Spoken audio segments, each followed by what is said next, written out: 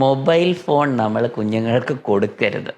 നമ്മൾക്ക് അതിന് screen time എന്ന് പറഞ്ഞൊരിതുണ്ട്. അത് തീരെ പൊടിക്കുഞ്ഞുങ്ങൾക്കൊക്കെ സീറോയാണ് സ്ക്രീൻ ടൈം.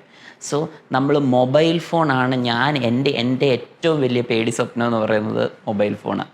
പലപ്പോഴും ഓട്ടിസം പോലെയുള്ള അസുഖങ്ങളൊക്കെ ട്രിഗേർഡ് ആകും ഈ മൊബൈൽ കൂടുതൽ യൂസ് ചെയ്യുന്നത്.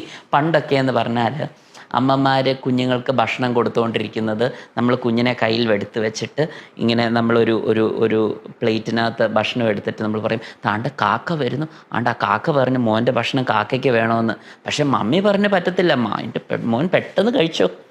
സോ അന്നേരം ആ അമ്മയായിട്ടുള്ള ഒരു ബോണ്ട് മനസ്സിലായില്ലേ. കുഞ്ഞിന് സംസാരം കുഞ്ഞിൻ്റെ ഇമ്പ്രൂവ് ആവും. നമ്മൾ അങ്ങനെ ഒരമ്മ പറയുമ്പോഴത്തേന് അമ്മയുടെ ഉച്ചാരണം എല്ലാം കുഞ്ഞ് ശ്രദ്ധിക്കും, മനസ്സിലായില്ലേ. പിന്നെ അതിൻ്റെ ഇമാജിനേറ്റീവ് സ്കിൽസ് കൂടും. പണ്ട് നമുക്കൊരു ഒരു ഒരു കയറെടുത്തിട്ടൊരു സ്റ്റിക്കയിലോട്ട് നമ്മൾ കെട്ടിയിട്ട് ഒരു കമ്പയിലോട്ട് കെട്ടിയിട്ട് വലിച്ചുകൊണ്ട് നടക്കുമ്പോൾ ഇതൊരു പശുവാണ്, അല്ലെങ്കിൽ ഈ കമ്പ് തന്നെ വെച്ച് നമ്മൾ ഇതൊരു ട്രക്കാന്ന് പറഞ്ഞ് ഓടിക്കുമല്ലോ. പക്ഷേ ഇന്നത്തെ പിള്ളേർക്ക് അങ്ങനെ ചിന്തിക്കേണ്ട ആവശ്യമേ ഇല്ല. ഞാൻ പറയുന്നത് മനസ്സിലാവുന്നുണ്ടോ? അവരുടെ ഇമാജിനേഷൻസ് താഴോട്ട് പോവുക. അവർക്ക് സങ്കല്പിക്കേണ്ട ആവശ്യമേ ഇല്ല. ബിക്കോസ് എല്ലാം അവരുടെ മുമ്പിൽ ഇങ്ങനെ സ്ക്രീനിൽ കാണാം.